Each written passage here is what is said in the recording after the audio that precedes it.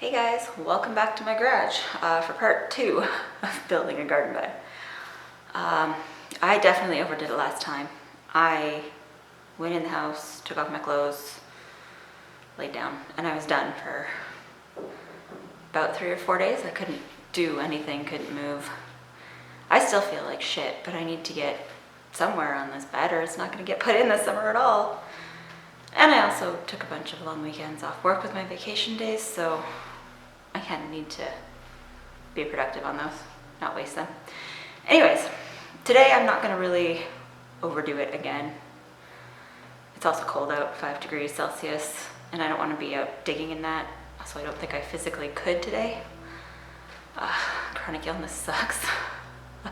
I'm so mad I didn't get further, and I honestly feel like a useless pile of shit for not getting further and for suffering for, well, a week still. Anyway, so today I'm gonna stay in the wood, and this has come up a lot in a lot of the Facebook and support groups that I'm in, is what the hell do you use for stain for garden beds? And I must admit, I damn near gave up. My boyfriend actually found this, and I'm very thankful that he was also looking, because anyways, there's not much out there on the market. In terms of natural stuff, there's some seed oils you can use. You can milk paints. I don't even know, some beeswax something. But all of those need to be reapplied, well, constantly, pretty much. Most stains and paints need to be reapplied every year, every 2 years. A lot of the natural stuff, especially if you're in a winter city like I am and your beds are going to be buried in snow for 6 to 8 months of the year, you need something that's going to last. My boyfriend found this. It's called Lifetime Wood Treatment. Made in Canada by Valhalla Wood Preservatives Limited. They're out of BC. I'll link the website. I'm not affiliated with this company at all. I found it and I like it. It's quite simple, actually. So it comes as a powder, and I don't know what's in it, so you might want to check. But you mix this with water, and what does it say for this? So this whole thing should get mixed with 22 liters of water. Apply to bare untreated wood in one easy application. Unnecessary to scrape, restain, or worry about fading or peeling. And then depending on the type of wood, there's no color pick with this. Your wood, the wood you use, determines the end color. So it says color matures to between an olive brown and a velvety silver. And this covers 750 to 1,000 square feet of surface. And then it says detailed instructions inside. And it comes with this how to use. And it says that it's harmless to people, soil, plants, water, and gardens. The dry powder concentrate is acidic. Avoid inhalation and contact with eyes. In case of accidental contact with eyes, flush with water for 15 minutes. Ingestion may cause gastrointestinal irritation. Use care in applying solution, as it may permanently stain clothes, fabrics, windows, vinyl, stucco, concrete, stonework, etc. Do not use with fire retardant treated wood. So to me this sounded the best. It seems to be working okay for me. I've had the main garden beds for 3 years now. I, of course, did not mix up the whole thing because I don't have a bucket that's 22 liters. So I calculated everything down. This is a certain amount of weight, I don't remember. And I calculated it down to how much I needed. Yeah, so 20 grams to 1 gallon, or 1 imperial gallon. So I calculated that down to what I need for my little bucket. And I've just made small batches so far. I've used it on my garden beds, the stairs I put in because the slope of the yard is too much for my boyfriend's bummed ankle, and my little boxes I put in the front bed so that I can more easily plant the annuals, and the stands I put the water barrels on, the rain barrels. And I like this stuff so far. I'm not a fan of the color. I use Cedar for everything because it's more rot resistant, it lasts longer. And it turns sort of a gray color. I personally like the color of Cedar when it's wet, but to use that type of stain, it's toxic and I would have to reapply. This I will never ever have to reapply. That's part of the reason I went with this. Also, it's non-toxic. Where the hell are you gonna get that? Yeah. So far, so good.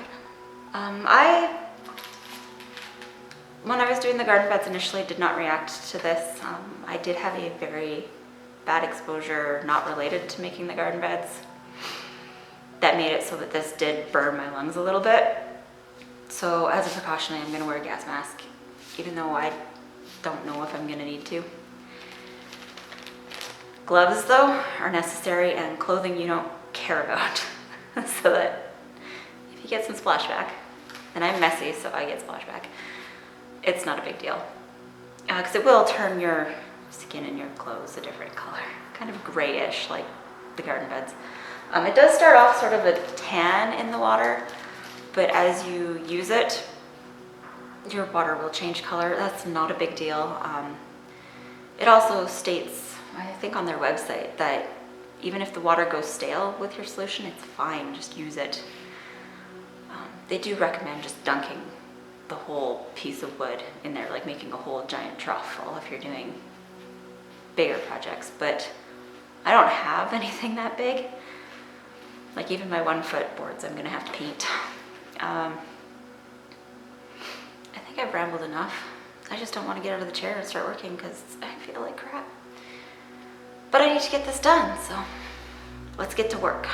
So this is my solution from a couple years ago. Actually, I'm still using it. It definitely changes color because it's a lot lighter than that. That's kind of a gross looking murky brown.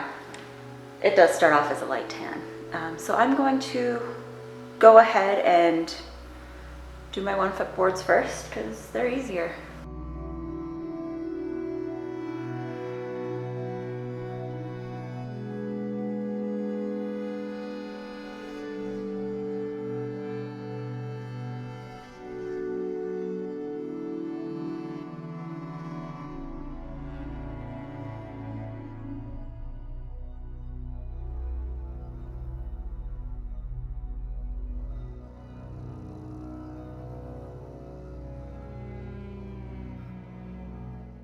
So they look really nice when they're wet, but they will start to gray. They're already starting to gray. This one is turning gray on the white spot. Not a fan of the color, but I will take never having to reapply over the aesthetic.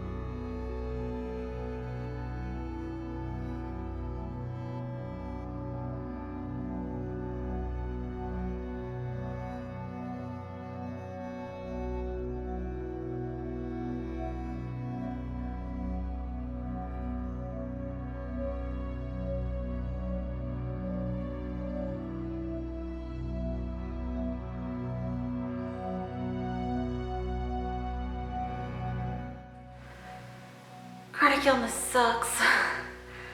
I got 3 of the big boards done and all 6 little boards, and I need to rest. So I'm hoping to finish the other 3 boards at some point today. We'll see. You want to make sure you get all sides of the boards, all cut ends especially. Don't want that crap to rot on you so that you're stuck replacing it after a few years. I hope to never have to replace these. Okay, I had the perfect amount left in that bucket to finish this. So the next time I need to do something, I will make some more because I used up the rest. Didn't have to make any. I'm excited about that. I gotta clean the bucket, but that'll be some other day. But look, they're all done. You can see the different colors as it dries. One more thing about this.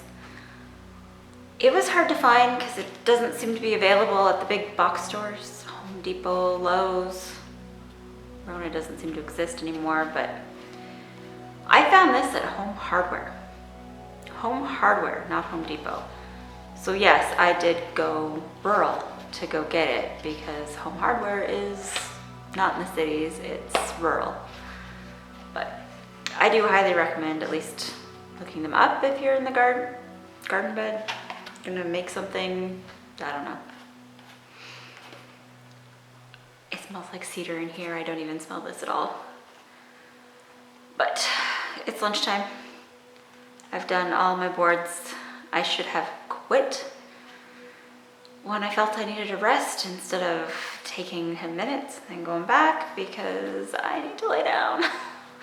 I think I did the same thing again and overdid it. I guess that's life of chronic illness. I can do it. No, actually I can't. But at least it's done. So there's that. Staining the garden bed using this lifetime wood treatment. Highly recommend.